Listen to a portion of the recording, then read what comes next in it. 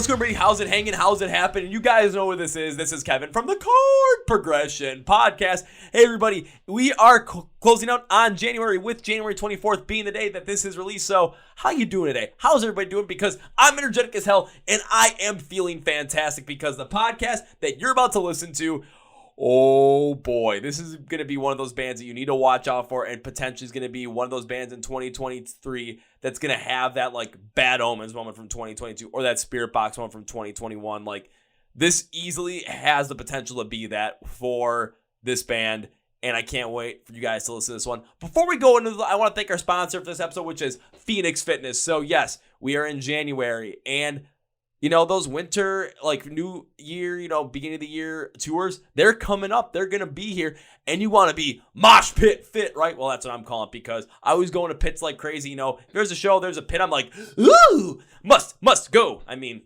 must throw down, of course. So how do I make sure I do this every single show? I hit the gym a shit ton. I'm always doing a bunch of cardio, lifting weights. Like, I am not stopping.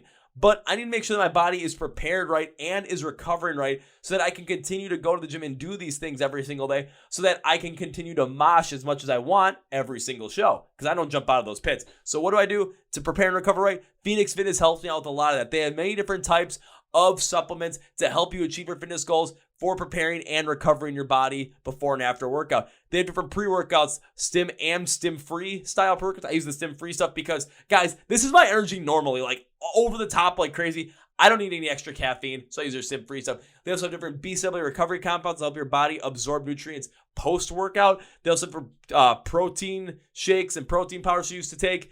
They have whey protein, which is what I use. Collagen style protein, plant-based protein, different flavors as well. They have different types of creatine, multivitamins, literally anything you might need to achieve your fitness goals, Phoenix Fitness has for you. Our listeners can get 20% off using the code CPP20 at fnxfit.com to help get Mosh Pit Fit. The link is in the description of the podcast. The promo code's down there as well. Thank you, Phoenix Fitness. Now to our feature presentation. You have heard their hit song from 2022, either if it was on Octane, either if it was on any of the major streaming playlists, or if you were like me, at a show and in between sets, they always played this. Yes, it is Dial Tone by Catch Your Breath, and we have all four guys from Catch Your Breath on the podcast today. And on this one, we talk about what it was like going out on the road in 2022 with Attila. We also talk about, you know, taking care of your voice like we do with Elias from Nonpoint, but we go into a couple other things as well around Dial Tone. We go into how it blew up, how it got so big. We go into what the guys experienced during that time. And we also talk about something that's fantastic when it leads into their new album that comes out at some point soon, which has apparently an insane feature on it that you're going to want to hear about. But we talk about the bands in the scene that are doing something new, fresh, and bringing more fans into rock and metal and are becoming those bands that are becoming those quintessential bands for the 2020s. We talk about why that is, what bands those are, and why Catch Your Breath has the mentality and the mindset to make sure that they are alongside that as well. So enough with me talking, enough with me with this intro. Let's get into it. Are you ready? Let's go! Yeah. Well, ladies and gentlemen, boys and girl listeners of the Chord Progression Podcast, there is a high chance that you know of this band and you have heard one of their songs that blew up all over the place in 2022. If you've heard the song Dial Tone, whether it was on SiriusXM Octane, on your local radio station, or if you were like me and heard it literally every time you went to a show and in between each band set, the song played like at least once, you know exactly what it is. And these guys are coming to us live literally from the studio as they're tracking their first album. So I can't wait to talk all about it. So please welcome Josh, Teddy, Keenan, and Onel from the band Catch Your Breath to the podcast. So gentlemen, welcome to Chord Progression Podcast. Hey guys. What's up, guys? Thanks for having us. Thanks for having us, for sure. Thanks for being on, guys. How has everything been going for you guys, especially? I mean, like I said, you're in the studio, you're tracking this bad boy, you're starting it. I mean, how has everything been going on your end as we're recording this at the end of 2022, heading into what should be a great 2023 for Catch Your Breath? Man, it's I don't know, especially these last probably 4 months have been insanely good to us. Everything is going the way that we always hoped it would go. You know, dreams are coming to life. Got signed to Thriller, and now we're here recording our first album. Had our first tour this year. it's been 2022 was really good to us. I think I can speak for all of us when I say Probably that. the best a year could probably go. And like, Yeah, for like a band like trying to make it, 2022 was like the year that you always dream of having. Like, and everything just like lined up perfectly for us. And I think we're all super grateful to be where we're at right now. Absolutely. I mean, you take a look at what happened in 2022, especially in the rock and metal scene. Of course, now we're pretty much clear post-pandemic stuff. Tours are completely back, and people are still, clamoring to go to shows. And when it came to a lot of bands 2022, I mean, you see the trajectory of some of these bands that have hit. Bring the Horizon still always consistently rising. The absolute just continued growth of Spiritbox, and Bad Omens just completely taking over and going absolutely nuts. There were so many other bands there too that continue to rise to the cream rise to the top, or a rising tide raises all ships. So a lot of other bands were starting to finally get some recognition because there were so many eyes on the scene with how great some of these bands had been. And you guys absolutely took advantage of that with your first tour with Dial Tone heading into 2023. And that first tour, if I'm correct, it was the one with Attila and Tallah, correct? Yeah, dude. That was so fun. Like, so some of the most fun I think I've ever had in my life. That was great. Okay, now I got to hear some stories from this tour and how it all went, because if you're saying this is some of the greatest moments of your life, like, I love story time. I love hearing some of the ridiculous shit you guys did or some of the crazy stories you have from tours. So just how did this whole entire tour turn out, and what just stood out as those memorable moments for you guys? I mean, for me, I'll let everybody will answer a little bit for them. For me, it was more or less like I was finally there, like I was finally touring. I was with some good friends because we know the guys in Attila, like we knew them outside of just music and stuff. But we made really good friends with band Tallah, a bunch of really, really nice, solid people in that band. I can't say enough good things about Tallah. The craziest thing, we're kind of low key. We try to stay out of trouble. But we do, we have an occasional drink here and there after the show. Maybe once or twice. Maybe a few times. But yeah, we have fun, but we try to keep pretty low key, try to stay professional and be ready for the next show. Cause we don't want to get so trashed in Cincinnati that we can't play Brooklyn the next day. Like, we can't even drive there. So not only are we missing Brooklyn, but we're probably going to miss Maryland too. You know what I'm saying? So we try to keep ourselves in check that way. But like the craziest thing that happened was just some of the stuff that happened when we were hanging out with the guys. I'm not going to go too deep into that, but like if you've been to an Attila show, there's no rules. Yeah, there's absolutely no rules at an Attila show, and we got to see that for 18 days straight. So it was great. You got to live in absolute lawlessness at Attila shows for 3 straight weeks and just enjoy every bit of it. But one thing you did say, Josh, is something that stood out to me from a podcast that I recently recorded like 3 days before this one with Elias from Nonpoint, where it came to, you guys don't want to get trashed completely one night when you're playing it, like you said, Cincinnati, and then you can't even make it to the Brooklyn show. Yeah. One thing that I ended up asking him was about advice for other vocalists or like bands that are trying to make in, like bands that are independent. And one thing that he said was, don't be a fucking rock cliche where it's just, you go and party the next night, and then you go to the next show and either you can't make it or you got so trashed the previous night that you put on an absolute subpar performance the next day. And then it's just like, you never know what kind of band you're getting. You want to make sure that you're delivering every step of the way consistently. But it's also, you guys are on tour. You're allowed to have fun, but you got to know when you can have fun and when it's time to be serious. That's the key. I think, well, especially for me, because I'm a singer, and I think a lot of singers might be the same way. We can't really go too crazy. We can't smoke a lot of weed or, like snort a whole bunch of stuff or drink a whole lot. Our voices are an instrument. Whereas like the night before, Teddy can get super drunk and wake up, and all he's got to do is make it through the set on his guitar. He doesn't have to talk to anybody. He literally can sit side stage the whole show, come up, grab his guitar, play, and go right back to what he was doing. I have to engage the crowd. I have to keep them interested. I have to sing the songs. So like, especially if you're a singer, unless you can do it, like Franz literally takes no prep, doesn't warm up. I think he drinks water, but I always saw him with a White Claw. Yeah. So like some dudes some dudes are just built different and they can do it. And if you can do that, that's cool. It's probably not the best thing for longevity, but who am I? Franz is still doing it 15 years later, you know? So, but for me and a lot like Justin from Tallah, we have to take really careful care of our voice because we're up there screaming every night. And, you know, I do a lot of clean vocals too. But a lot of our music that we play live is heavy and it's really demanding. And if I don't take the proper steps to make sure that I'm ready and continue to stay in like in an area where I'm not fatigued, then tour is not, you're probably going to have to end up canceling shows, letting a lot of kids down, losing money, and probably end up pissing off your label. And before too long, there's a lot of good singers out there. So just keep that in mind. Just because you're a good singer, there's a whole lot of good singers out there. Just get on TikTok and scroll around. You'll find one real quick.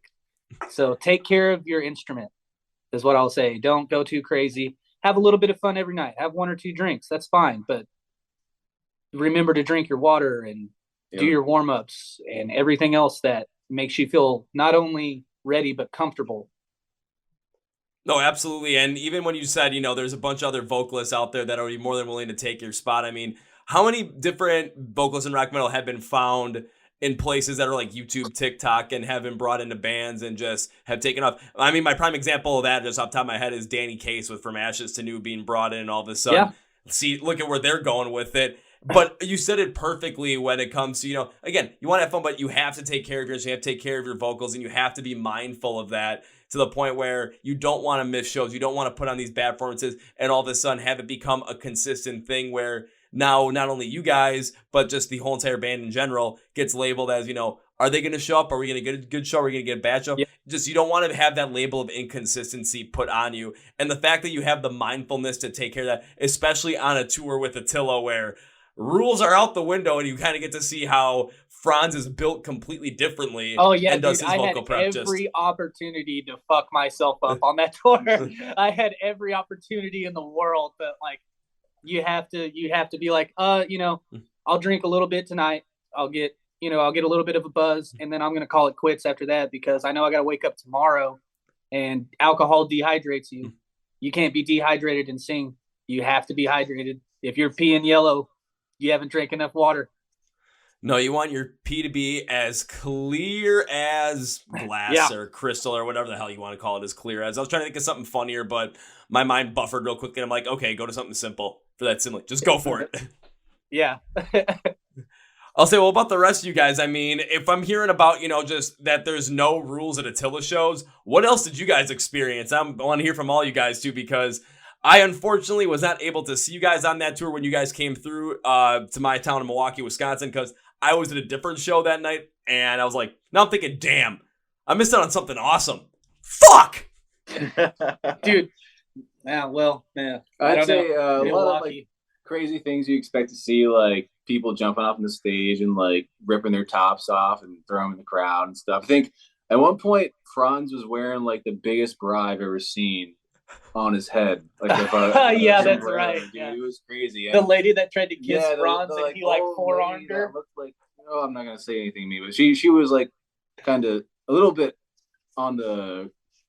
She was older. She was older, so yeah. It was like went up and like try to like face sucker like and he like Franz's face and just he like hey, clotheslined shit. it. that was a little crazy. So, but after that we had surprisingly some nice wholesome fun with Tallah at Six Flags. Yeah, dude. And that was definitely one of my favorite memories from that tour. Yeah, the friends we made with those guys, like they're such wholesome, nice folks. Especially Justin. Like just every time I went up to him, he doesn't usually talk because like he really takes care of his voice. Like in between shows, you might get a little whisper out of him, and he's saving his voice with this like really cool mask contraption. Yeah, he wears a mask all the time, and it's just so sweet. Like I love those guys, and can't say enough good things about Tallah. Like if you guys hear this and you guys ever want to go back out, just you know how to do it. It's already a yes. I'm gonna have to cut that little piece up and do 2 things with it. One, send it to Tallah to make sure that they know what you guys think of them and that you would love to go back out on tour with them. And also for myself, to bring Tallah onto this fucking podcast. Yeah. Yes, dude. They're Yeah. they're just awesome people, dude. You'd love all of them. Oh, I'm absolutely sure. Well, the way you guys are speaking about, I mean, the fact that one thing that stood out was on a day up, you guys went into freaking Six Flags. I mean, Dude, how cool is that? We had the opportunity to go home or go to Six Flags with them, and we went to Six Flags. So Yeah. they were that cool. Oh no, I'll say it now. Oh man, that is. Sorry, our Just, producer came in here. I was like, "What are you guys doing?" well, I'll say hi, producer. I don't know what your name is, but hello, how are you? All that good kind of stuff. Mr. Curtis Martin, Dr. Curtis Martin. Dr. Curtis Martin. Dr. Best Curtis in the Martin. business. Well, I'm going to say salutations to Dr. Curtis Martin, but back to what we were talking about. I mean, that is just insane. It's, you guys are going out on this tour. It has a lot more, it's like, a really big tour that you guys are able to go out on. And not only are you guys able to just have all this ridiculous times, have fun, enjoy it, but also stay constantly professional to put on the best shows possible every single night for every single person that's going to see you. And then see Franz wear a bra on his head that makes him look like Kevin Nealon from Little Nicky with the boobs on his head. Yes.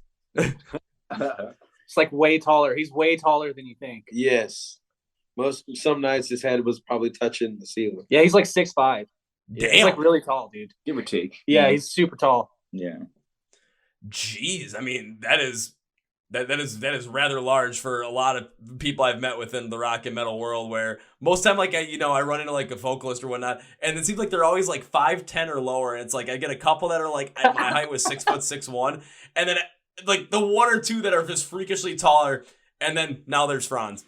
Damn. I'm like 5'8". Called him out on that one. So going back a little bit into the tour, though, what was the response from the fans for you guys specifically? Because, of course, with Attila being the headliner on that tour, I know they were playing one of their albums in full on that run. What was the response that the fans gave you guys every single night when you went out there? Sick, dude. I'd say we got a lot of Surprising. love. Yeah, surprising. There was maybe one or two people that were like, "You suck." No, not really. Not literally. Legit? Maybe one guy literally. Maybe was one. like, "This isn't heavy enough." But I don't know, man. They would sing along. Yeah. Which is Yeah. crazy. First tour, they're already singing along. That's like the something words. you dream of, and the fact that that happened to us. The girl that cried Yeah. when I I sang actually "Shame have- on Me." I actually have video of a girl crying at the end of "Shame on Me." Yeah, I did this thing where I like sat on the edge of the stage and like pulled the crowd into me when we did "Shame on Me," and there's a video of like I like turn to this girl and I start singing like because I'm looking at everyone in front of me like at least one at a time, and I turn and start like singing the song and I'm looking at her and she just starts bawling, and I was like, all right, cool. Like, yeah, I guess you really like this song. Thank you. Well, I mean, at that point, I'll say at that point in time, "Shame on Me" definitely impacted her in such an emotional way where, I mean, she's probably listened to that song multiple times and has such an emotional attachment to it that makes her feel a certain way, maybe reminds her of something that maybe is just not the best in her life, but she's trying to move past, or something that she has moved past. And it's just such a powerful thing that when you had that moment where you're bringing everyone together and get to sing it and look it directly at her, she just felt so much emotion, so much connectivity to the band, where all she could do was cry at that point out of what might have been just pure emotional joy. I mean, Yeah, I that's don't know like other way to my put it. personal goal is to like make. I want fans to feel like they're not like a typical fan. I want it to feel like a. I don't want to be cliche, but like I want to feel like friends. I was gonna say family, but I don't want to be Vin Diesel here. But like I want it to be a little tighter knit. I want people to be okay with coming up and talking to us and hanging out with us. People don't understand how awkward it is after you play your set and like a few people come up and buy stuff and like you can tell they want to talk to you, but they just like walk off and like go stand around and like hope that you come by and talk to them. Dude, just come talk to us. Like we're seriously bored at that merch table. Come say something to us because we're going insane. We have to stand there the whole show. We can't go watch the show in the crowd. We got to stand at the merch table and sell stuff. So like, yeah, come over and talk to us. We want to hear how much you love whatever song. We want to hear everything. Well, that's one thing I love doing too, especially with all the bands I brought on the podcast, is at those shows, if I see you guys at the merch table, like I want to go up and talk to you guys. But whenever I always go up and talk, I do end up having that period of time where it's like, okay, this guy's just standing around awkwardly. Like, what's going on? Well, it's because there's like 10 other people at the merch table that are wanting to talk to him. I'm like, you know what? I've had these guys on the podcast. I know I'm going to get my time at some point. It might mean more to these other people, so let them have their time. When it's my turn, I'll go and take that chance. But in the meantime, I'll just sit there, waiting, biding my time, even if it seems like it's a little bit awkward. Just like, I'm playing the Jeopardy theme in my head every single time, but I'm always ready to go up and be like, what's up, everybody? And then just, having a good time. Well, we try to keep the whole band at the merch table the whole time for that reason. Because, like, if somebody wants to come up and, like, grab me and talk to me, well, there's 3 other dudes there, so you can come up and grab one of these guys and talk to them unless it's, like, specifically me you wanted to talk to. Or is like somebody wanted a shirt signed and then we have to rally everyone and stuff. It's mainly him. Hey, guys, I just want to put this out there. I get it. I'm the singer and you sing my lyrics and everything. These guys have to play the music I sing to. And if they didn't do that, I wouldn't be a musician. So, talk to these guys. They're really important to you, okay?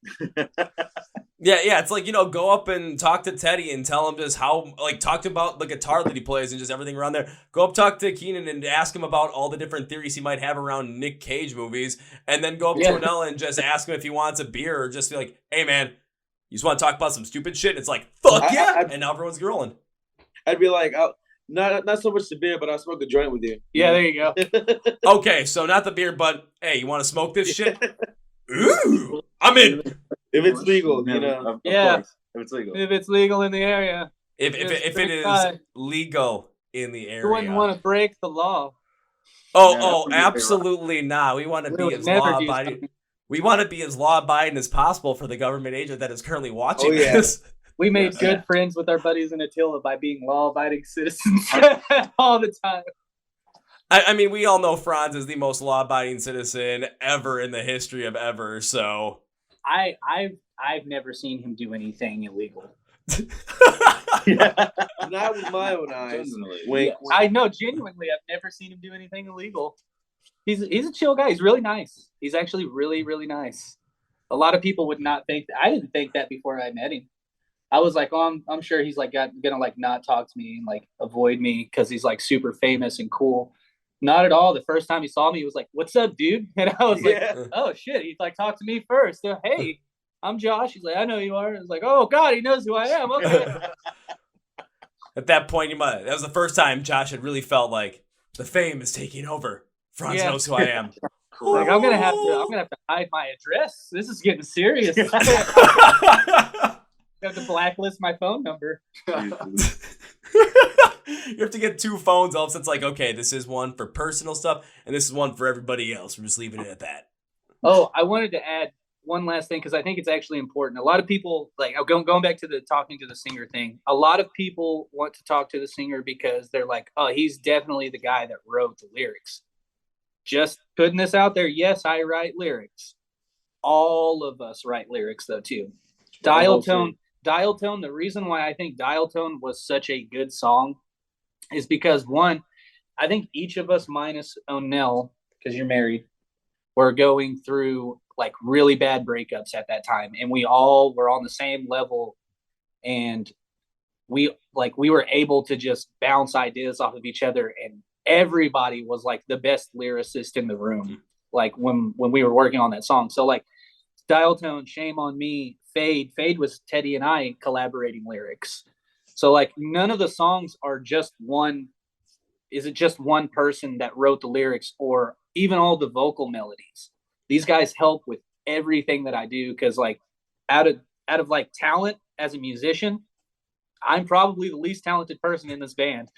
No. I'm dead. All I can do is sing. The coolest bass riff in the studio back then. You went boom.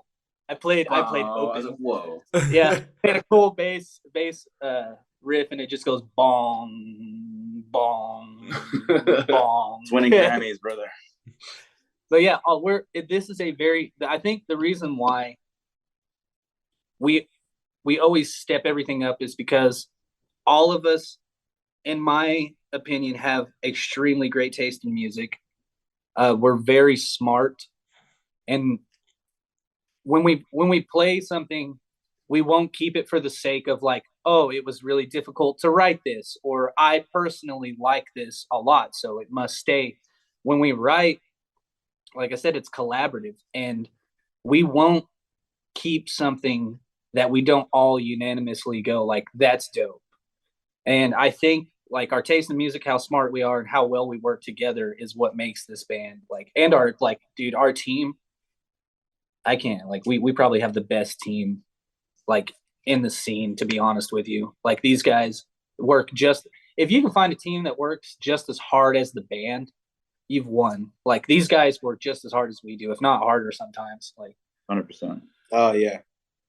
Like the fact So, that you got, I'll say the fact you guys have a team that's like as invested in the band as you guys are, and sometimes will work harder than you guys do just to make sure that you guys have the best music out there possible is a fantastic thing. And when it comes to that collaboration style, that's not something you get from every single band, because sometimes it's one person that's writing the lyrics primarily. Sometimes it's one person that's writing the song primarily. But when you have that collaborative effort, what happens is, all you guys have great taste in music, but it might differ from one person to the next. So you bring in other ideas, you bring in we all have different tastes. That's the cool part. Yeah, so you're able to bring in certain things where you guys are playing certain songs live, and they're heavier, they're more aggressive. They have different variations in vocal tone, different variations in the style, like however, your guitarists are going to be, different fills on the drums. But then you get something like Dial Tone where it's more flowing, more melodic, has more of this alt feel to it, and it changes it up, but you get to see the quality in the music between both songs, between both styles, to the point where when it comes to Catch Your Breath, it allows you guys to continue to go down the path of wherever you want to go down in terms of what you want to make, how you want to make it, how you want to arrange everything together. You can collaborate in such a way where that chemistry absolutely hits, so where you trust each other to go in certain directions, to try different things and not stay in a certain box and get put into, we can only stay in this small realm of music and that's it. Yeah, no, and that's why I don't know. That's why, like, you can turn on our Spotify and get a song like Blood in the Water or Criminal. And then you can also turn on Shame on Me or Dial Tone and show your mom those songs. And she'll like them. It's all about showing mom. We want to bridge a gap. We want to bridge the gap between like these mainstream pop guys and like the hardcore / metalcore scene, where like we feel like a lot of bands have tried to do it, but we think there's not a lot of bands that try to do it the way that we're doing it. And I'm not throwing hate out there, because I love a ton of bands that do what I'm about to say, but like they usually have a screamer and somebody else in the band sings. The screamers, however they scream, but the singer, they all share the same thing in common, and that's like they sing like so freaking high that for a lot of people outside of the scene, it's really hard to get into like a Kellen Quinn or like a Pierce the Veil. I'm not throwing shade on those guys at all. I love those bands, but outside of this scene, it's very hard for people to get into that. It's really high, intense music. Yeah, you remind me of when I showed my dad Circus Survive. Yeah, like Circus Survive. Anthony Green is like amazing. One of the best vocalists I've ever heard. I think his name is Anthony Green. I think I got that right. But yeah, he's one of the best vocalists I think I've ever heard. But if you show someone who listens to Celine Dion, Circus Survive, they're going to think it's garbage. They're just not, they don't have the ear that most people do. So we came into this and we were like, we want to do like pop alternative, hardcore, metalcore, like in the metal scene, but we want to try to mesh it. But there's a lot of bands that do that, man. There's a lot of bands that do that. How do we do it in a way that's different? Well, first of all, we're gonna not only sing in choruses, and we're not gonna sing as high. We're going to bring in a lot more like rhythm and melody from pop than most bands are doing right now. And then we're going to tastefully throw in the heavy parts. And I think like from our earlier stuff, which was basically just metalcore, to what we're doing now, we have finally like, I think a lot of it comes to like me vocally, like why we were kind of stagnant and stuck in metalcore for a while. I had to get better and just trust myself that I could sing these pop songs, because I had only ever screamed before I got in this band. I had never sang clean before I joined this band. I'd never recorded before I got in this band. I was just in a bunch of local bands screaming my face off, like writing songs in like their mom's garage. So like this was my first step into like the professional realm of music, and it's like probably the best thing that's ever happened to me musically, because it's made me grow. Like, because there was like a point in the band where like I wasn't even going to be in the band anymore. Oh yeah. Because like I'd reached a point where I thought that I was as good as I needed to be, and I didn't need to be any better. We were making these songs and we were putting them out, and hey, they got picked up on playlists on Spotify. So hey, we're doing good, right? But that's like such fool's gold. You know what I'm saying? Mm-hmm. Like you see that and you think like, oh, well, we'll get notoriety from this for sure. No, there's a ton of bands that do that. So you have to get better. Oh yeah, there's a million bands out there. I mean, there's how many songs get uploaded to Spotify a day? It's like a million something that get uploaded a day. Wow.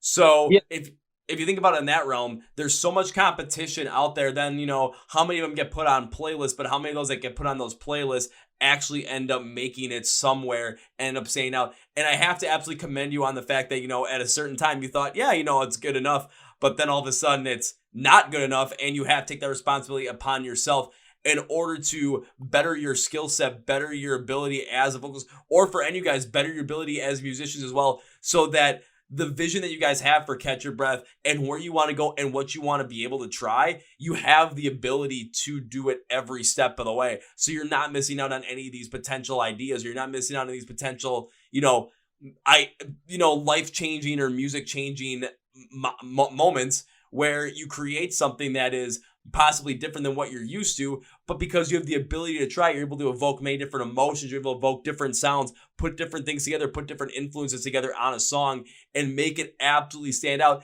And on top of that, currently in the scene, the bands that are doing stuff like that, where they're putting in all these different aspects of music from different genres and keeping their core sound at the base of it, but by expanding what they're able to do, expanding their sound, expanding their horizons, they're reaching so many other audiences and connecting with so many other people in so many different ways. I already brought up Bad Omens. Bad Omens is a great example of that with Death of Peace of Mind.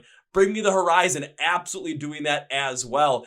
All the crazy shit that Falling in Reverse is doing with all the stuff they're throwing in there, it's hitting on so many levels with so many people as well. And all of a sudden you listen to your... And Dayseeker's another great one as well. I mean, the list goes on and on and on. And there's so many bands out there that are doing that. And when you see these tour packages coming together, you see bands that are heavier, see bands that are lighter, see bands that are all over the place. But it's all about how these different things blend together and how these moods can be evoked and how the energy flows between these things, which is why you're seeing certain bands go with bands or artists that you never thought they would. It's like, how the hell is that happening? But it absolutely works. Why the hell did Movements go on tour with Kubla Khan and Knocked Loose as a pop punk band? Doesn't make sense on paper, but you go and see it play live and it's like, Jesus Christ, this is fucking awesome. I'm trying to think of some other ones up top of my head too.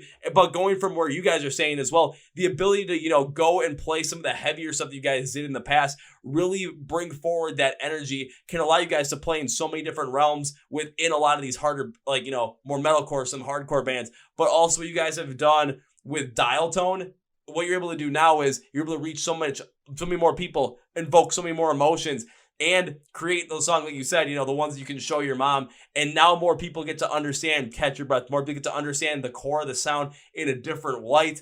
And then they get to go and venture into some of the other stuff you guys have done, get to know that, but have this understanding from the original sound that they heard on some of those different songs and just put it all together to the point where they're going to go to shows to see you guys and feel that emotion once again. And that's just going to keep growing the scene more and more. It's going to grow you guys more and more. And it's going to make your shows go from, everyone starts out with playing in front of nobody to the point in time where all of a sudden you're playing in front of 1,000, 2,000 people, or you're going to these festival shows playing in front of 10,000. Yeah. And I mean, I guess the coolest goal, we'd probably get flack for it from gatekeepers. But I think a big compliment to this band would be being called a gateway band. That would be fine with me. If Dial Tone is the gateway that got you into the scene, we did our job. I want the scene to be cool again. I want kids to be into this. Metal is dope. It's fun. It's new. It's fresh. There's a lot of cool stuff happening. I get that rap and hip hop is where the new gen of music is really happening right now.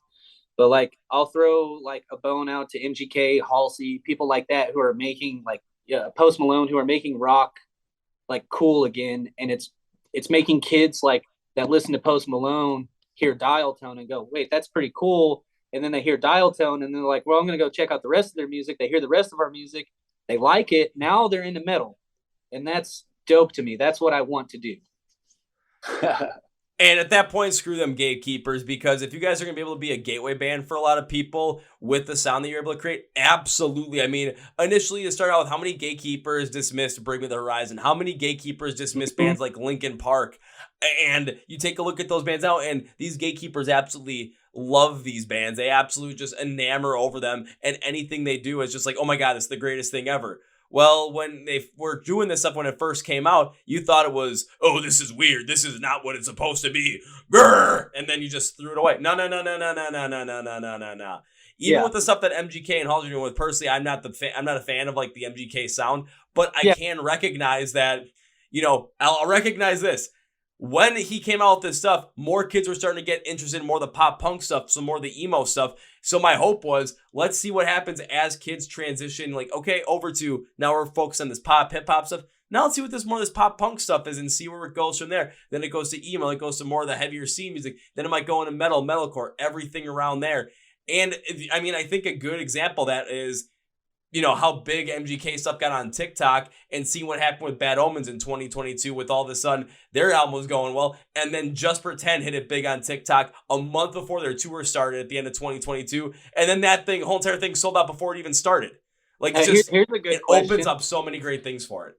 Here's a good question. Without MGK switching to pop punk and it blowing up, and like you said, I'm not really a fan of the music, but without MGK blowing up, do you think that there would have been a When We Were Young festival? Absolutely not. What do you guys think? Do you guys still think there would have been a festival, or do you think it would have not happened? I think it still would have happened. You think it still would have happened? 100%. The headliners just would have sold tickets by themselves. I'll say I agree with what you're saying, Teddy, but here's where I look at it. Where those headliners came in, they absolutely would have sold tickets, but with what MGK had done, especially with Tickets to My Downfall, bringing that to light, because When We Were Young, that got announced January of 2022. I think Tickets to My Downfall came out maybe September 2020, so his second album did not come out until after the initial announcement When We Were Young. The thing was, even though we had the MCR one reunion show before the pandemic shut everything down, the nostalgia factor that it brought back a lot of people to that pop punk sound, to that emo sound, was kicked off by the prominence of MGK in media. So, because that nostalgia got kicked off, more people were talking about it. It absolutely was one of the catalysts for starting When We Were Young. Now, had it not been the catalyst and When We Were Young got announced, do I think it would have been as successful as it would have been? Given how big, My Chemical Romance, Paramore, Bring Me the Horizon, absolutely the people would have gone to it and it would have sold out. But would it have actually happened, though, had that nostalgia factor and that prominence and focus from national media been kicked in because MGK didn't do it? I don't know. I don't think so, though. Yeah, it's hard to say. But I really think that I really think MGK did the rock scene a huge favor. I know he kind of came in on like shitty terms because he got destroyed by Eminem, and then was like, I'm going to switch genres, which is exactly what everyone said he was going to do, and he did. But hey, it worked, and I mean, it's done a lot. It's done a lot for this genre, and especially going back to people like A Day to Remember playing a song with Marshmello. That's huge. Bring Me the Horizon, reaching out and playing with Baby Metal. They sell out arenas. This is all great, and it also inspired us to do something outside of the box. And I can't wait till you guys see what we did on. We tracked. What is it? 3 of the songs for this album back in June in the summertime, right? So we've been tracking songs for this album since June. But life and time, you can't get into the studio for a month at a time all the time. You got to find your spots and get in there. But we worked with someone. There will be a feature, but I can't say what it is. But it's going to be lit. Can't wait. So now you're saying there's going to be a lit feature, and the thing you brought up that led to that was the Bring Me the Horizon Baby Metal collaboration on Kingslayer from Post-Human Survival Horror. which it was more all the blew my features that fucking I'm starting mind. to see, like people reaching out and saying like, we don't necessarily want to work with like another person from our genre. We want to go way out here and pick somebody out there. Mhm. You know, no one would really see. Maybe you would see it, maybe not. But it's definitely not like, it's not another Michael Barr feature. I can tell you that. Yeah, not another metalcore feature. It's not a metal artist. Yeah. See, now that That's gets. all you're getting, though. I'll say I don't. I mean, I know you guys can't say anymore, so I don't want you to give me any more. But right now in my head, my mind is running as, what the hell did you guys pull off with this? Who did you bring in? Is it someone from the pop world? Is it someone from the hip hop rap world? Is it someone that's from a different area in rock, maybe alt rock? You never really know what you guys might be able to come up with, because your sound can vary from one song to the next on a nice, parameter, to the point where it could be heavy. It could be more like Dialtone. I have no idea what to expect. All I'm waiting for is, what the hell's going to happen when this thing drops? Hopefully insanity. Yeah. Like, hopefully it's as insane as like when Dialtone dropped and how big that got. And that is something I definitely want to jump into as well, because that was something where all of a sudden, that's where I got to know more of you guys and know more of the band, and actually really got to find out about you guys, is because I kept hearing Dialtone like in between sets for every single show I was going to. It was like, okay, this song, like, it's catchy, it's good, it's got a great vibe to it, but why do I keep hearing it? And what band is this? What song is this? Took me a while to find out about it, and then all of a sudden when I found out about it, I'm like, oh shit! Here we fucking go. So what was it like releasing Dialtone, and then what was it like seeing it get as big as it ended up getting, especially peaking number 13 on Octane and coming in at number 29 on the Big Guns list to end the year? We knew. Yeah. We knew when we made the song, like, right? You guys all agree with that? Like, we knew when we made Dialtone, like, because we're so active in the scene, and we pay attention. We like, music is our lives. All of us here, music is our lives. Like, we are in this shit. Like, and we knew when we made Dialtone that like we had something Different. Different. It was special. It was like, yes, this is what we were talking about. Mm-hmm. And now we're taking that idea and building off of that. But when we made it, when we were getting ready to release it, we knew it. Our team knew it. Before it was released, I think that's when we started talking to labels, is like when we were still in like the pre-release. Yeah, we had some reach outs before we released Dialtone. And that was based off of, I think, Shame on Me, though. Yeah, it was based on Shame on Me, but and then yeah, they wanted to release Dialtone. We formed a relationship with Sirius through Shame on Me, and I think we sent it over to Vinny, and Vinny heard Dialtone, and Vinny was like, yeah, you guys are releasing this on Octane. You don't have a choice. You're releasing it on Octane.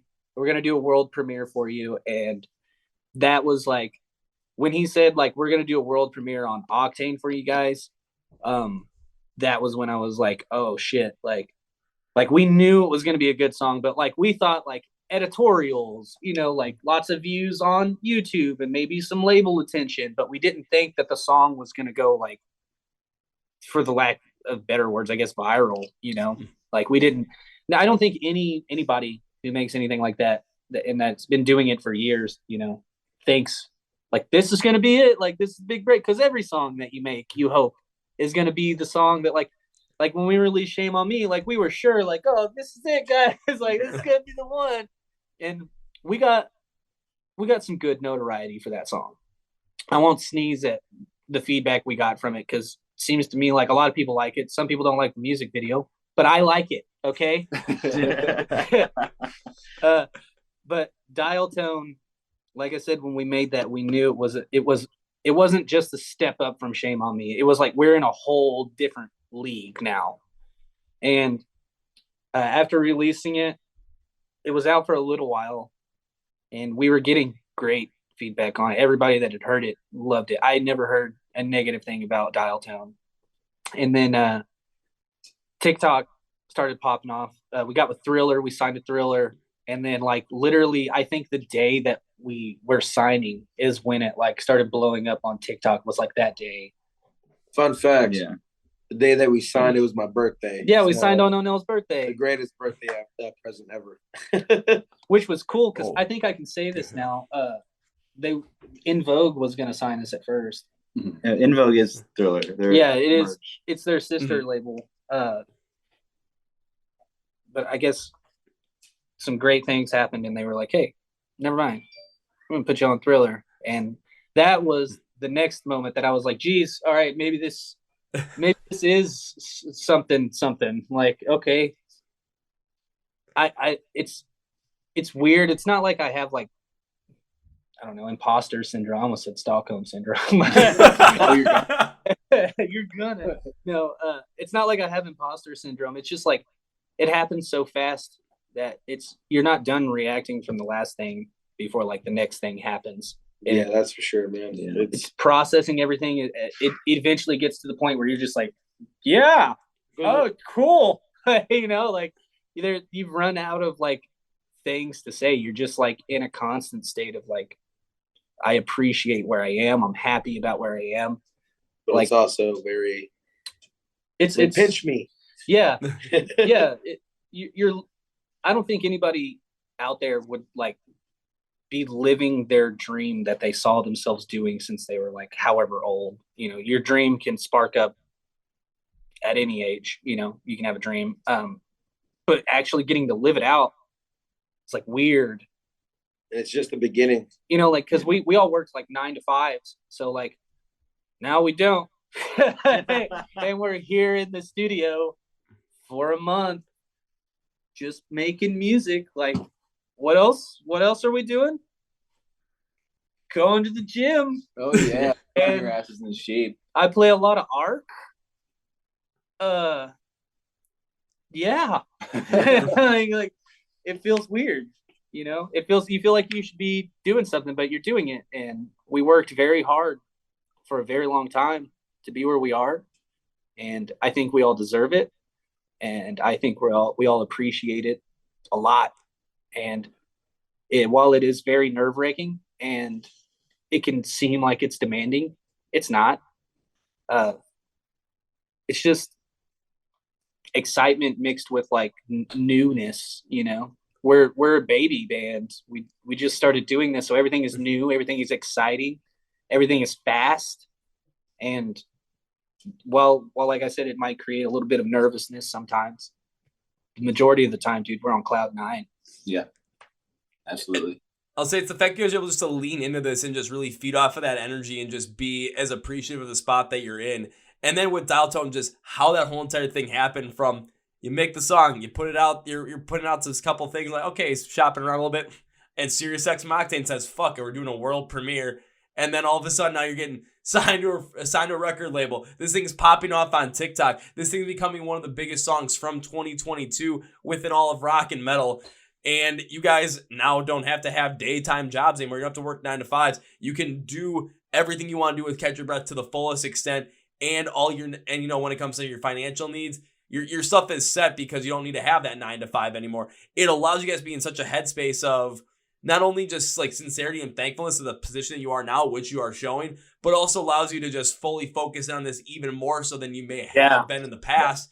Because now you don't got to worry about a 9 to 5. You don't have to worry about making sure you're at work at this time. Making sure that when it comes to studio time, you have to have it, okay, we get 3 days here and then 2 days here, like 3 weeks later, because that's just how the schedules line up. When it comes to touring, it allows you guys to say, fuck it, we're going to go on tour now. We're going to get this offer. Let's take this one because we are able to, and this might be the best offer that we've had yet. I have to put in there and say yet, because there is no way in hell that you guys are not going to be getting bigger offers as we go through 2023, especially with the fact that Dial Tone popped up, especially with the fact that TikTok really took to it, especially with the fact you guys are coming and working on a brand new album and the signing of Thriller Records. I'm like, my God, everything is just rolling for you guys at this moment. It is just rolling and it just will not stop. And don't let that momentum stop. Just keep it going. It's busy. Yeah, we're doing interviews. Oh, okay. You're good. You're good. Hello. Where were we? Touring. Touring. Yeah, there's a lot of touring plans in the future for next year. Yeah, 100%. we've been talking about it. The label is trying to Work some magic. Yeah. They're talking about us and 2 other bands that will remain unannounced for now, just in case it doesn't happen. I don't want to get anybody's hopes up, and, go down that rabbit hole. Yeah. Hello guys, how you going? Hey, what's up, man? How you doing? Good, man. I'm Christian, man. Josh. Nice to meet you. Oh, no. Nice to meet you. Teddy. Nice to meet you. Bloopers. Yeah, we're kind of just chilling out in the lobby. Yeah. Yeah, I know. And not only that, but you guys are just like, very, very popular, clearly to the point where everyone's coming saying hi and bye to you. So totally understandable. I totally get it. It's actually kind of cool though. Not gonna lie. Hey, check. Hold on. Here, hold on. Let me see if we can. Can we flip it? Yeah, we can flip it. Oh, hot damn. Here's the lobby that we're sitting in right now. Can you smell That it? is a Wait, signed show Green them Bay Packers helmet by Brett Favre, by the way. Show him the rock cutout. And then we've got You're Always Safe with Dwayne. You got to put that thing in the kitchen so I can smell what he's cooking. Yeah. We Oh, shit. we got some. I don't know what that is, but that looks cool, right? And I told you, Signed That's by Brett Favre right good old there. Brett Favre. another Brett Favre signed hat. I guess they like the Green Bay Packers. Or they just like Brett Favre, one of the two. Yeah, it's either Brett Favre or the Packers. I don't know. I don't know. It's really hard not to like Brett Favre. I mean, there's all the shit that's going out there now, but I'm just talking about his playing career and his playing style before all the weird Mississippi welfare shit. Like, everyone was like, okay, Brett Favre's funny as shit. Like, we loving this. Yeah, except for like the dick pic thing. But like other than that, no, he was in the news. I want to say like a year or two ago for like sexual misconduct again, and I was like, bro. I think that got proven to be a false accusation. I'm not 100% sure though. I know the whole thing now is like some weird like welfare fraud thing. I haven't really been following much of it though, but I know there's something else going on now. I stayed out of it. My sports days are over anyways. I switched over to music. And when it's switching over to music, I mean, clearly look at where it's led you guys to the point where, as we were just talking about when it comes to touring in 2023, you guys are getting offers to go on what I'm hoping is some bigger tours, to the point where, knowing some of the venues you guys played with the Attila tour, I'm hoping that all of a sudden you guys are going to be able to go on tour and consistently be playing in front of, at the bare minimum, and I'm talking bare minimum, 1,000 people a night. Hold on, you want to meet our producer? Yeah, come in. Come here, Come Curtis. here.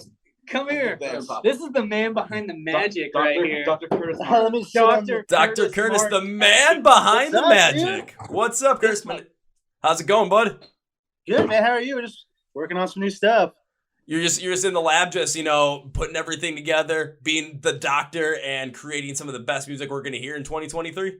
That's exactly what we're doing right now. That's what I'm hoping to hear. That's what I gotta hear, man. I mean, now that is fucking awesome, because I mean, just hearing what Catch Your Breath had put together for 2020, what you guys put together with Dial Tone, holy shit, there's so much possibility for this band. And we're already talking a little bit, teasing a little bit of this new album with a feature that I've got no idea what it is, but I'm all gassed up for it right now. I'm like, my God, when can this thing get released? I gotta hear this now! All right, send him everything. Send him everything. Yeah! I like this guy. Give him everything we got. No, it's gonna be the best album of 2023. I promise you that. I'm calling it right now. I am That Heard it that- here. that is He a said that about Downtown, so I said Dalton would put this band on the map, and I was fucking right. He was Yeah, right. he was. Like us? Yeah, I mean, he's absolutely right, to the point where, again, before Daltones comes out, Daltone comes out, there's stuff that's going on. You guys are getting some notoriety. But like I said, when Daltone hit, Octane really went crazy on it. You guys up on 29, the Big Guns Countdown. And for myself, the amount of times, again, I heard this song in between sets at shows was just, it was a consistent thing. You'd hear it at least 1 or 2 times a night, at least. Mm-hmm. Yeah, no. Yeah.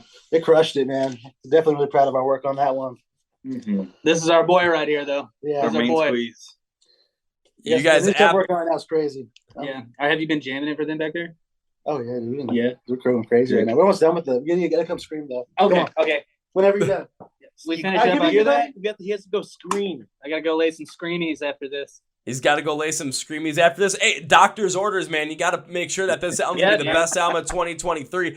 I feel like there's going to be some good competition in there for you guys to get there. However, you guys are in such a great spot to the point where taking a look at what's going on with Thriller Records, with none of the notoriety they're getting, but also the roster that they're building up with you guys behind there as well, with Bob Becker being one behind the Magic, Fearless Records founder as well. There's a lot of possibility there for you guys to not only make this record the best possible. I mean, the doctor just said that that's what was happening, so I can't say no to that. On top of that, the notoriety that you guys have had already with Dial Tone, the continuing build for this band, and the more you guys are able to go on the road and show people your music, show people who you are in front of everybody, and just make those moments happen for people to where you're able to sit on stage, bring the crowd closer together, and give those moments to people once again where you get to sing right in front of them and have them just come out with all the emotion, start crying, just like feeling it's like, yeah, you definitely made a connection. You definitely made a moment there for someone that they're going to remember the rest of their life. That's just going to end up continuing to build up the notoriety of the band, build up the influence of the band to the point where when that album releases, shit, I'm going to see it all. It could possibly be what Death of Peace of Mind was in terms of impact for you guys. Dude, I hope so. I hope every band, I hope Spiritbox, Bad Omens, Dayseeker, A Day to Remember, I hope everybody releases their fucking best album of their careers next year. I don't. Our success, the scene success is our success. The bigger the scene is, the more successful we are. The more successful we are, the bigger the scene is. Dude, I want all of us to be successful. I know you said competition. It's friendly competition. Yeah. I don't see it as competing though. I want all of us to win. I want all of us to eat, because if everyone is releasing great music, more kids are coming to the shows. And the more kids that come to the shows, the more kids we can reach, and the better off you're going to be. And it's just, it's a win-win for everybody. So I hope MGK puts out a rock album, and Halsey does like a rock album. And I hope all of these bands like make platinum albums next year. I want everyone to do famously, because I want the same thing for us. Yeah, and this competition is friendly competition, not to gain like more of the market share when it comes to the fans that are there right now. It's a friendly competition to bring more fans in, and it's like, oh, you brought in your most recent run, you brought 1,000 more fans into the scene, but that band brought 10,000 more fans to the scene. Guess what? You guys together brought 11,000 more fans into the scene. How cool is that? Yeah, that's and then awesome. Those fans are going to cross over and go all these different bands and check them out. Next thing you know, we're going to get back to that point where with rock and metal being, the most prominent genre in the 70s, 80s, and going into the 90s as well, we could potentially bring that back. It's like the early 2020s, the early 2000s emo scene, man. Do you remember those shows, the Sum 41, My Chemical Romance concerts, like from way back when? Those concerts were insane, dude. Like Sum 41 playing at the Madison Square and stuff. Like, that's what band in the genre right now would play at Madison Square Garden? Bring me. Yeah, Bring Me. Bring Me's the only one. Not even Bring Me. No, for sure, Bring Me. Have they played it? No. I'm not sure if they played Madison Square Garden, but when I saw Bring Me play this year in the United States, when I was down in Chicago for that show, they did play in an arena. So they did? Yep. I see Madison Square. That's just like, there's not very many bands. If there's only one band you can think of in the entire genre that would play Madison Square Garden, the genre is not doing too well. It's not like, and we as a collective genre in the metal scene and the alternative scene, we have to step it up. We have to modernize our sound. We have been stuck in the 2010s since the 2010s. Or the early 2000s, even 2010s. And guys, you got to modernize it. It's adapt or die. Like, it's time. It's like put up or shut up time for this scene. And I think a lot of bands are putting us in a really great spot to take what they did and build off of it. So the Bad Omens, the Spiritbox, the Dayseekers, the A Day to Remembers, even the Fit for a Kings, they're doing crazy stuff. Take what they're doing, build off of it. Don't go back to 2015, 2010, 2008 and try to make it cool again, because you're not. It's not going to happen. We've heard it all. The reason it's not around anymore is because we're tired of it. That's the old sound. Well, it's nostalgic now. It's nostalgic. It's vintage, and that's why people go back and listen to Led Zeppelin and stuff now. But like, there's a reason that only Greta Van Fleet has worked out. Like, there's a reason that's the only band like that's been signed recently, is because like the best bands to do that music have happened. They have happened. Their time has come and gone. It was great. They made their money. They made their fans. They touched people all over the world. Now it's time. Yeah, emotionally. They touch people. All right. Don't run with that. But like, I think Eminem said it once. He said, you just got to admit when it's at its end. You have to admit, like, when your time is run, if you no longer want to adapt, if you don't like the new music coming out, you don't have to keep making it. Call it quits, because if you don't adapt, you will die, or you get swallowed up so much that it costs you more money to make the music you want to put out than you make. And then you just end up getting in debt, and then you get resentful. You have to pick up a job and stuff. You have to go back to normal life. You know what I'm saying? Like, so the biggest advice is adapt or die. And I'm speaking to like all the bands out there in our genre. Adapt or die, guys. Like it's like put up or shut up, because like rap and hip hop, trap metal, the new pop, it's going to take the rock scene and run with it if we don't do something about it. Like rock is going to fall off the map like it did there for a few years at the end of the 20 teens, which it did. Like, let's be honest. Rock completely fell off. Nobody was listening to rock. And I wasn't listening to rock in the 20 teens. I was like maybe Too Close to Touch was like the only band that I was listening to at the time, because I thought that they were like taking risks with their music. And they were not trying to put out the same stuff that they'd been putting out in the 20 teens. Or like Haven't Been Myself was a great album. It wouldn't have been a great album in 2020 though.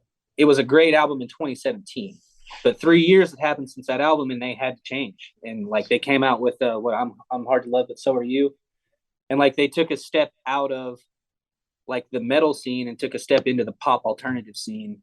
They got a lot of flack for it, but I thought that they were onto something. And then now you hear bands like Bad Omens, where Noah's getting up there saying, hey, Too Close to Touch was my favorite band, and they formed the way that I sing now and the way that I write songs now. So like they might not have been the most famous band, but like they were a band that was actually modernizing and trying to change their sound and do something different and new. You're good. You can go ahead. You're good. It's fine. We're in the lobby, so they're kind of in there. Yeah, don't worry, it's all good. But what you said absolutely makes sense. The adapt or die mentality. And when it comes to what you guys are doing with your mentality, with your music, you have so many different influences, you have so many different ideas, and you have the want to do stuff. So you're willing to adapt and try many different things that are going to work in order to bring your sound and bring your vision to light, like some of these other bands that are doing it right now. I mean, Bad Omens, Bring Me the Horizon, Dayseeker. Look at even Lorna Shore bringing deathcore into the foray. Like, their style it's heavy as hell, but what they do, it connects in a certain way, and fantastic. And people getting into deathcore, like, are you fucking kidding me? This is great. That's the other side too, is I think bands like Lorna Shore and even Spiritbox are bringing in like black metal fans and like death metal fans to like core genres, which before, I don't know if you know anything about those scenes, core genres were like, no, we don't touch core genres. If it has core in it, that is not metal. That's false. It's breakdown after breakdown. Now look at them, listening to Lorna Shore.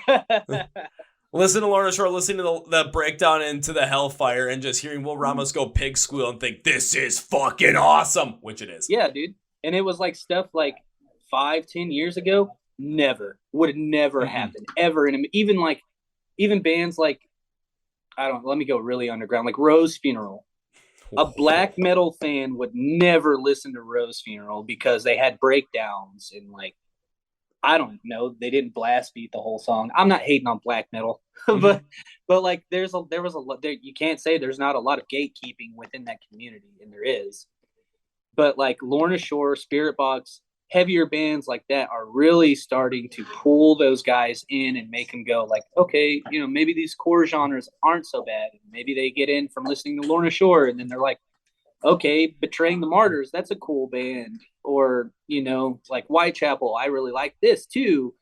And they'll start branching out into the core genres. And then, maybe they have kids. Their kids grow up listening to the core genres. And their kids are like, well, I like this metalcore stuff too. And like this post-hardcore stuff, You see how it all like ends up pulling everybody into the same fan base. And that's that should be the idea. There shouldn't be like elitism in the music industry. There's no room for it. There's no room for gatekeeping. There's no room for, like, honestly, I hate to say nostalgia. There's really no room for nostalgia in new music because you have to keep progressing. Okay, I was wondering where you were gonna go there, but when you said no room for nostalgia in new music, now that makes 100% sense. I can easily see where you're coming from there. Yeah, I mean, and you can always pull something from older music, like something that they did, like a little trick here or there or that, but you don't ever want to make a sound that sounds like 2008. Like, you don't ever want to make a song that sounds like that. If you make a song that sounds like 2008, well, great. You just made a song that sounds like 2008, and maybe people who like music that sounds like that will listen to it, but that's a really small demographic. You might want to like try to reach a broader audience, but it's art, and make what you like. It just understand that if you're making what you like and it's not as popular as Billie Eilish, well, you made that decision when you were like, no, I want to make music that sounds 20, 30 years old. Well, Billie Eilish makes stuff that sounds brand new all the time. And like, she does stuff that's nostalgic feeling in her music, but she does it in a new way. Mm-hmm. So figure out how to do that. If you want to do the nostalgic stuff, figure out how to do it in a new way. You can't just do it the old way. You know, like, that's what I'm trying to say when there's like no room for nostalgia when you're making new music. No, absolutely understand that. And this is something that just kind of stood out to me from just the past like 10, 15 minutes from this podcast. And this is something that I've always been curious about, but now it's starting to open up different ideas in my mind. I'm starting to see it a lot more clearly. And it's about when it comes to these bands that seem like, okay, they seem like they're one step ahead of everybody. Why is it all of a sudden that these certain bands are able to create these sounds that end up being the big sounds for the next like 2 to 3 years? Why they don't listen to rock? I was going to say, why is this the case? But you brought it up perfectly. It's that adapt or die mentality, but it's also the ability to understand, you know, when it comes to certain aspects, you might be able to pull in from influences. You don't want to pull too many of them in, as many in there as you may want, because you don't want to create a song that sounds like it came out from the emo scene in 2006. Because, yeah, it's going to be nostalgic. It's going to bring back certain memories, but it's not going to hit because it didn't come out in 2006. It came out in 2023. It's about, again, adapting, creating something that is your understanding where that can come from to add to your core sound, but how to bring it out so it sounds fresh, so that you create something that people are going to say, oh shit, this is fresh for now. They listen to it, and then it becomes encapsulated kind of in that time frame as like a time capsule for people to listen to and go back to and remember the exact emotions, the exact time frame of when they first heard the song, when it was most prominent to them, when it came out. Everything around there. It starts to add so much more of this understanding to why when these bands, they try new things, when they adapt, why they end up becoming those bigger fans and why they make those songs end up hitting like that. What you had just talked about sparked more like mindset and just ideas into my head. Holy shit. Like, well, I'm getting a further understanding of some of this stuff even more now. I think it goes deeper than that. I think it's a reason why a lot of bands don't scream a lot anymore, like metal bands. Like bands that were like Bad Omens, their first album was like a hardcore album, you know, like it was straight metalcore hardcore. And I think part of the adaptability is realizing that like extreme vocals are cool, but a whole song of nothing but extreme vocals, the same chorus, then extreme vocals, the same chorus, a breakdown, and then a chorus again, you know, in every single song, it's like that. It got old. There's only so much you can do with screaming through the whole song that would make it sound unique. That's why like these deathcore vocalists that are doing like crazy shit, that's why it's so popular, is because it's different. It's new. They've heard Phil Bosman for 20 years now. We get it. He's a great vocalist. We've heard it for so long. We're not saying he's not great. We're not saying Whitechapel isn't a great band, but we're saying we want something that sounds different. We want a different voice. We want a different face. We want something new and fresh. So a lot of bands have looked at screaming and said, like, there's only so much we can do with that, and we need to save it to be tasteful for like when the moment calls for extreme vocals. Then we'll do extreme vocals. We're not going to do extreme vocals for the sake of extreme vocals, though. And the first band I heard that from was Avenged Sevenfold, M Shadows. So the reason M Shadows doesn't scream anymore is because it's super easy to just throw a scream over something and move on. But it's a lot more challenging and a lot more interesting to the listener, if you look at it, if we try to find a way to create melody in this situation. And like the chaos of a song, to create a clean vocal that is more interesting than if we were to scream over it. And that's something that Bad Omens has done. That's something that Dayseeker has done. That's something A Day to Remember has done. That's something I think I said Spiritbox. No, Spiritbox has done that. I could go with like Dayshell. He's a lot of these guys are stepping back and saying like, okay, everyone knows I can scream. They like pitch screams, which is why Dayseeker didn't do a whole lot of pitch screams on their new album, is because pitch screams are so much less accessible to like a wide variety of fans than you would think. Like pitch vocals to us is like a pretty scream. It's got a note behind it. But to someone who has never listened to metalcore before, that's like Linkin Park, Chester Bennington going, rah! You know, no. You know, that's what a pitch scream is to people. It's like intense. So bands have said, okay, we need to stop trying to be intense and we need to just allow it. You need to allow those things to happen. And I will say just real quick, the device we're using to do this call on is at 10% 10 minutes ago. So it might die anytime soon. We love you though. Alrighty, well, how about this? Because there was so much you guys said there, and holy shit, was there. I mean, I'm just blown away by this. So we can do this. As we bring this podcast to its conclusion, I would like to give my guest, which is you guys in this instance, a chance to say whatever you want to say, plug whatever you want to plug, promote whatever promote. So, gentlemen, from Catch Your Breath, the floor is yours. Yeah. Check out our merch store. Yes. CatchYourBreathBand.com. That's how we get to afford everything we do. Yes. Please. Merch is the biggest thing any person can do to support an artist, to be honest. And follow us on Spotify, on Instagram. Like, follow the socials. That would help you stay connected. Go shout out to Thriller. Blow him up and tell him thank you so much for signing Catch Your Breath. A big shout out to our manager Dave Bethel. Big shout out to Curtis. Shout out to all the bands we talked about tonight, especially Tallah. We miss you guys. Call us. Shout out to mom and dad. Hi, Mom. Hi, Mom. Love you. Dad, love you. My wife. Yeah, my kiddo, my girl. Love you guys.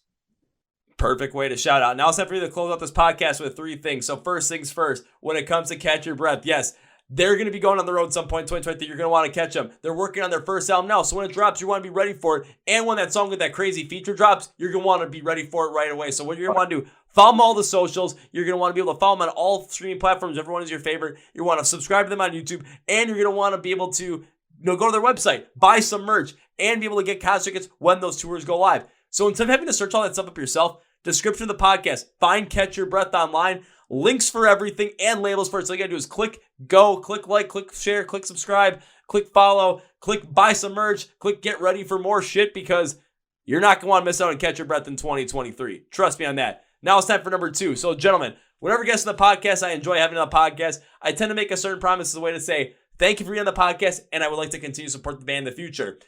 Absolutely, you guys hit on this promise, and you guys are keeping this rolling. So my promise is a when. It starts with a when. When I get to see you guys perform live for the first time, when it happens, my promise to you is this, and that is first round's on me. So I will come to the merch table. I'm not just gonna get one of you. I'm gonna get all of you and be like, okay, remember, first round's on me. What you want? What you want? What you want? What you want?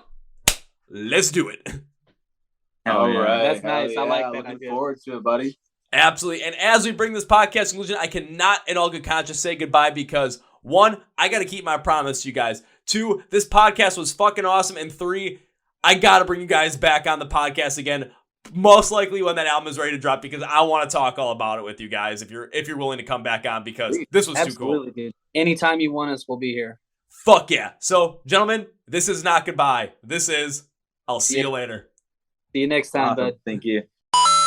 Well, folks, that was my interview with the guys from Catch Your Breath. Once again, I want to give a big thanks to Josh, Teddy, Keenan, and O'Nell for being on the podcast. If you guys want to find Catch Your Breath, scratch that. You guys want to find Catch Your Breath, right? You want to make sure that you're following along with them on social media so you know when all this new stuff is going to drop. You're going to want to follow along with them and know where their website is so you can get some merch from them as well and help support them. And you want to know where you can stream other music, on those streaming services, because when they drop music, you're going to want to stream it. You're going to want to buy it. You're going to want to listen. You're going to want to download it. You want to do all this stuff. So how do you do that in the most efficient way? Go to the description of the podcast, say find Catch Your Breath online. Links and labels for everything is down there for you to click. And while you're down there, make sure you follow along with us on the Chord Progression podcast. Facebook, Twitter, Instagram, and TikTok for your viewing pleasure. We also have the podcast where you can watch it on YouTube, so subscribe to our YouTube channel. You can subscribe to where our podcast is, audio cell, Spotify, Apple Podcasts, iHeartRadio, Amazon, and many other places thanks to Britain Media. I want to shout out Noah for that one. If you're subscribed to the podcast already or just subscribing now, gigantic thank you to you as well, because I want to thank you for supporting the podcast, supporting my passion, my dream, and what I want to do for the rest of my life as well. If you're like, nah, I don't want to subscribe, please reconsider. If not, thank you for stopping by anyway. Appreciate you. You're always welcome back. Also, want to thank our sponsor for the podcast, Phoenix Fitness. 20% and free shipping. Not free shipping, just 20% off. My bad. I'm saying free shipping from the Manscaped stuff. 20% off your entire order using the code CPP20 at fnxfit.com. Link description of the podcast. Thank you once again, guys, from Catch Your Breath for being on the podcast. I will also give a shout out to Tabitha from Thriller Records for helping set this up as well. Big thank you to her. Big thank you to Thriller Records. Big thank you guys from Catch Your Breath. And I want to close up by saying this with Catch Your Breath. Their mindset is the mindset you need in rock and metal today. Their mindset of adapt or die and understanding like why nostalgia is not a thing to hang your hat on in terms of creating music for today. When it comes to influences, how to make that sound fresh and sound new and sound vibrant. Their mindset is there. Their mindset is the same mindset that Lorna Shore has, that Spiritbox has, that got Spiritbox going in 2021. Lorna Shore for 2021 and 2022. The same mindset that got Bad Omens to blow up in 2022. The same mindset that has Daysir blowing up. The same mindset that has Bring Me the Horizon continuing to innovate and grow every step of the way. These guys have that mindset. These guys have that idea. So in the end, you're going to want to get on the Catch Your Breath train, because Catch Your Breath could be that band in 2023. That Bad Omens was in 2022. That Spiritbox was in 2021. This is the band that you're going to want to be a part of and check out and follow along with. So that's going to be that. And that's going to be it for me today, guys. Thank you for watching and listening to the Chord Progression Podcast. My name is Kevin, and you guys know how I end every single one of these episodes. The big, healthy, and hearty. See ya!